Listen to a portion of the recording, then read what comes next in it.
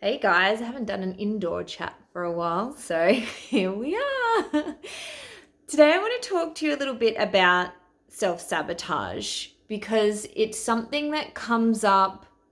It doesn't even matter what area of your life, whether it's your well-being, the way you talk to yourself, your relationships, your work, your finances, your family, whatever it is. There's so many ways that we self-sabotage, and everyone's got their own personal flavor of self-sabotage that they generally go into. But I actually feel like it's a really important thing to touch on today because I would love for you to sit with, how do you self-sabotage? Because I guarantee you're doing it at least in one or two or maybe 10 different areas of your life right now. So, how are you self-sabotaging? And generally, it's good stuff that we're self-sabotaging. And a lot of the ways that we do it is through what I call, rationalizations, which I've gone over before. And it's that better the devil you know voice in your head, that inner critic, the one that's like, oh, don't try anything new just in case something bad happens. So it's like you're happier staying where you actually don't want to be because your brain is so used to firing in a certain sequence.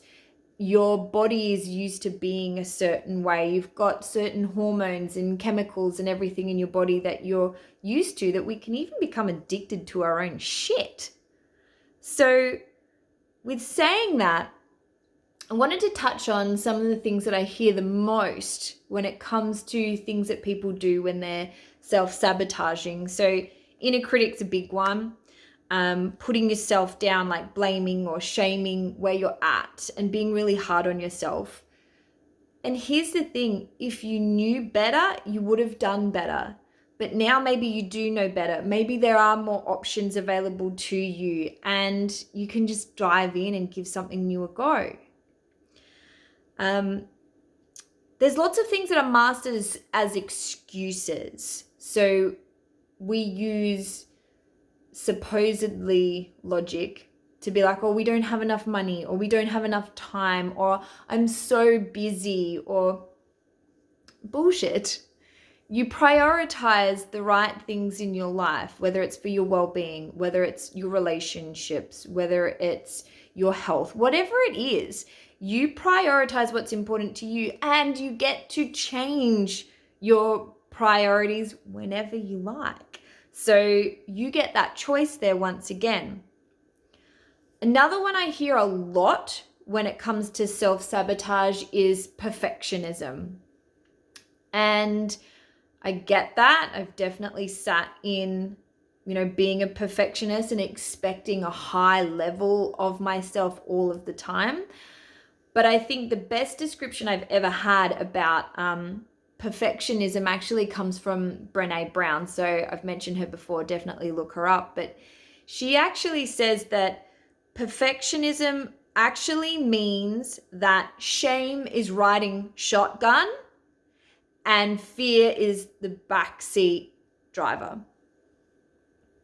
And I think that's pretty accurate because perfectionism is a way of preventing us from being seen, because we feel like if we look perfect, if we live perfect, then we're going to be less critical of self or have less criticism, blame, and ridicule internally and externally.